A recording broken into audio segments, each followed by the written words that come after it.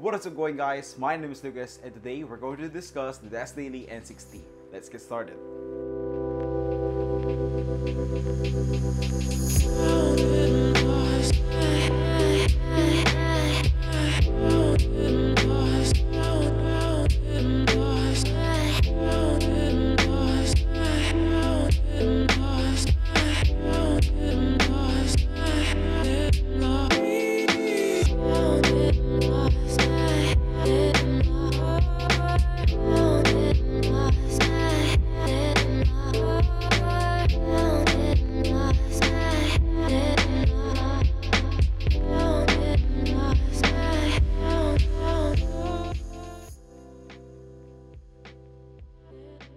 Alright, so pag-usapan mo natin yung mga details regarding what is the n60 all about. So first of all, it is a 60% PCB, so you could use either the 60% standard layout or the Chang'an layout. So that includes the 7 new spacebars. Second, it is compatible with QMK or VIA. So meaning, there are a lot of functionalities or keys that gusto mong i-layout specifically for your needs. So in my case, I'm using the arrow keys sa WASD instead of using the modifiers kasi with regards to the RK61, masyado akong nalito talaga. Pero yan yung kinagandahan ng QMK and VIA kasi yun yung literal na sinasabi natin custom mechanical keyboard. O, diba nga? Next is the flex cut. So more or less, ito yung parang main selling feature ng n60 para sa akin kasi provides a bouncy typing experience for me and I really love it. Jumping from the Lam-Ang Pro down with the DeskDaily n60. So I really love the overall typing experience and even the sound experience that I have with the keyboard in itself. Then for some people, baka makita nyo to as a con or something of a negative side of this keyboard is that it doesn't have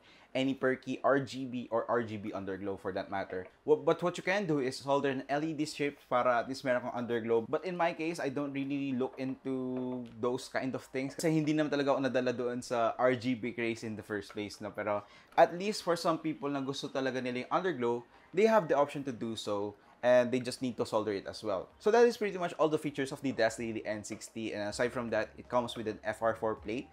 Na it's up to you in terms of your configuration whether you like it a full plate or half plate. In my case, I'm using a half plate.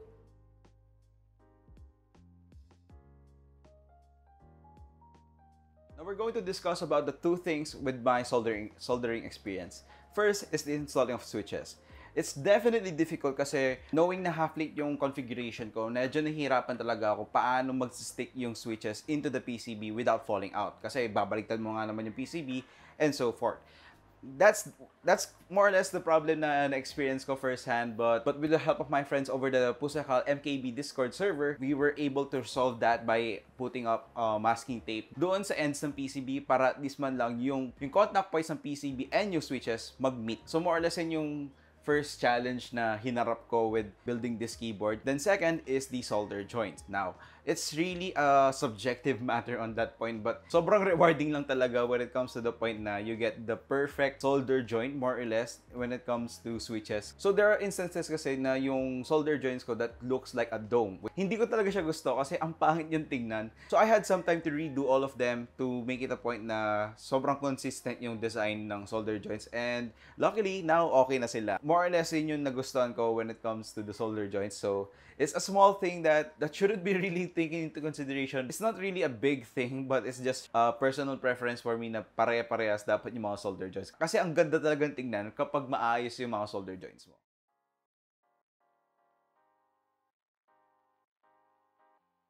So let's have first the breakdown of this keyboard. Magamit ako ng KTT halo-halo ngayon. These are lube with 205G0 and 105G0.